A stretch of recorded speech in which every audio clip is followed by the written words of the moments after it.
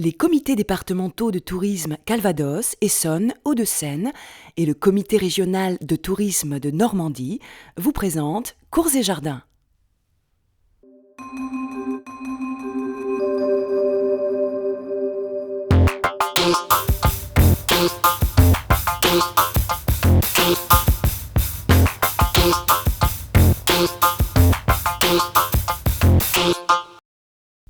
Bienvenue dans Cours et Jardins, le magazine des parcs et châteaux. Aujourd'hui, nous visitons le château de Malmaison, qui se situe sur la commune de Rueil-Malmaison dans les Hauts-de-Seine, à 12 km de Paris. Prenez la nationale 13, direction la 14, puis sortez sur la départementale 913 pour suivre Rueil-Malmaison. Le château et le parc sont ouverts tous les jours, le matin comme l'après-midi, sauf les mardis, le jour de Noël et le jour de l'an.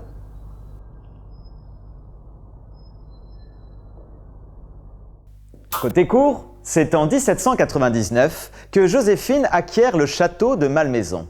Joséphine, alors épouse de Bonaparte, en commande la rénovation aux deux architectes férus d'art italien, Percier et Fontaine.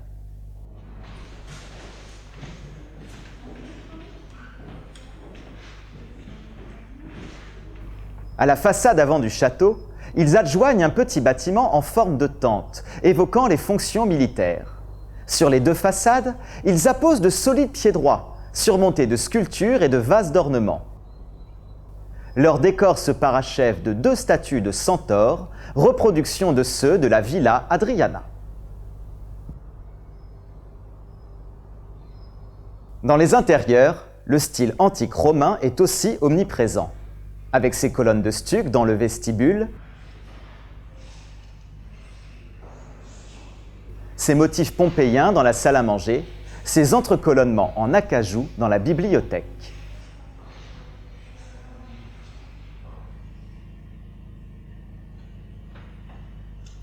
Les distractions sont à l'honneur dans la salle de billard au lustre en tôle peinte, dans le salon de musique avec pianoforte et dans le majestueux salon au décor blanc et or.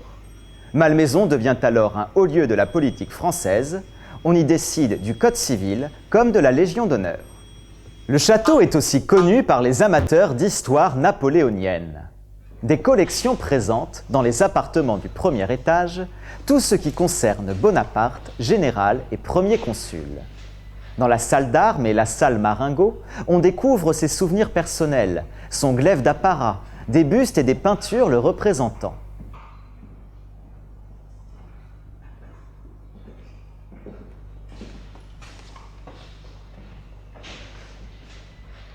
Dans la salle Joséphine, on s'intéresse aux arts de la table avec un spectaculaire service dont plus de 50 pièces sont encore conservées et qui fut commandé par l'impératrice elle-même. Côté jardin, après les premiers travaux d'agrandissement, Joséphine fait appel au service de l'architecte Jean-Marie Morel, considéré comme le patriarche des jardins anglais. Et c'est ainsi qu'un parc à l'anglaise commence à se dessiner. À propos d'architectes, c'est Berthaud qui trace le parc paysager de 70 hectares. Un temple de l'amour, une statue de Diane, un monument tumélaire à la mélancolie ou encore une statue de Neptune. Il dessine également la rivière anglaise, et ce non loin d'un cèdre du Liban, planté par Joséphine et son époux l'année de la bataille de Marengo. Mais l'une des curiosités de Malmaison reste ses roses. Passionnée de botanique, Joséphine est connue des spécialistes comme la patronne des roses. Et c'est déjà de son vivant 250 espèces différentes qui ornent les jardins.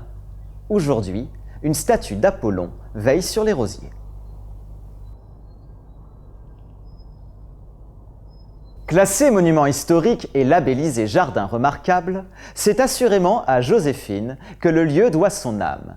La fameuse rose, souvenir de la Malmaison, créée en l'honneur de Joséphine par le rosiériste Jean Béluse, est aussi connue des Anglais sous le nom de Queen of Beauty. Mais rassurez-vous, c'est bien à la française que vous pourrez visiter ses cours et ses jardins.